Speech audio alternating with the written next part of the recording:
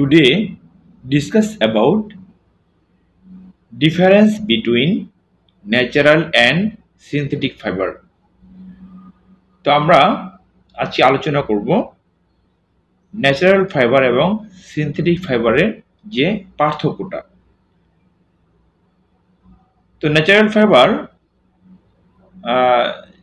এবং সিনথেটিক ফাইবারের যে পার্থক্যটা, এটা এই যে পার্থক্যটা আমাদের জানা দরকার। আমরা কিন্তু সাধারণত ন্যাচারাল ফাইবার দিয়ে যে কাপড়টা তৈরি হয়, হ্যাঁ, এটা কিন্তু আমরা সাধারণত ইউজ করে থাকি। আবার সিনথেটিক ফাইবার দিয়ে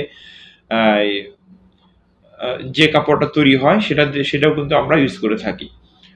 তো কোনটার সুবিধা কি সেটা আমরা আজকে জানবো, ঠিক আছে। তো প্রথমে আসি ন্যাচারাল ফাইবার। ন্যাচারাল ফাইবার হচ্ছে যে it is obtained from nature, অর্থাৎ এটা প্রাকৃতিক থেকে এটা তৈরি হয়, ঠিক আছে। প্রাকৃতিক থেকে এটা তৈরি হয়।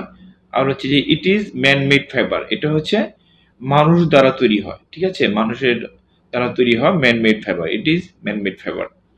এরপর হচ্ছে it is comfortable two wire, অর্থাৎ এই ন্যাচারাল ফাইবার দিয়ে যে কাপড় তৈরি করা হয়, হ্যাঁ, সেই কাপড়টা কিন্তু আপনার কমফোর্টেবল, মানে পরিধান করতে অনেক কমফোর্ট, আরামদায়ক।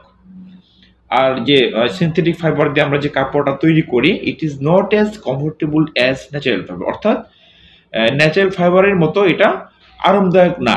হ্যাঁ, আরামদায়ক, কিন্তু ন্যাচারাল ফাইবারের মতো না।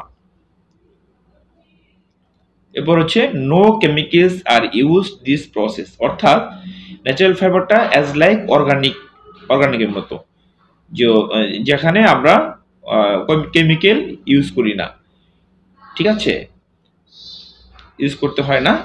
আর সিনথেটিক ফাইবার হচ্ছে various chemical are use this process, অর্থাৎ এই প্রসেসে বিভিন্ন ধরনের ভেরিয়াস টাইপের কেমিক্যাল ইউজ করা হয়। এরপর হচ্ছে it has its glowing natural colour, অর্থাৎ এটা অ্যাকচুয়াল কালারটা গ্লো করে, ঠিক আছে। এই কাপড়ে অ্যাকচুয়াল যে কালারটা সেটা এমনিতে গ্লো করবে। কালার আর অ্যাডেড অ্যাজ রিকোয়ার্ড, অর্থাৎ এই প্রসেসে সিনথেটিক ফাইবারে আপনার কি করতে হবে, কালার অ্যাড করতে হবে।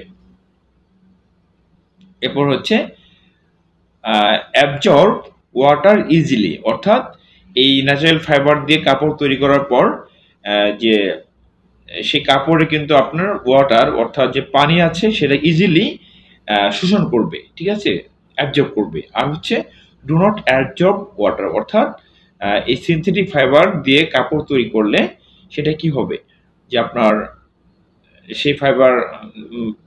সেই সিনথেটিক ফাইবার দিয়ে কাপড় তৈরি করলে যে পানিটা খুব সহজে শোষণ করবে না, অ্যাবজর্ব করবে না, ঠিক আছে। এই হচ্ছে আজকে টপিক, ন্যাচারাল ফাইবার এবং সিনথেটিক ফাইবারের ডিফারেন্সটা।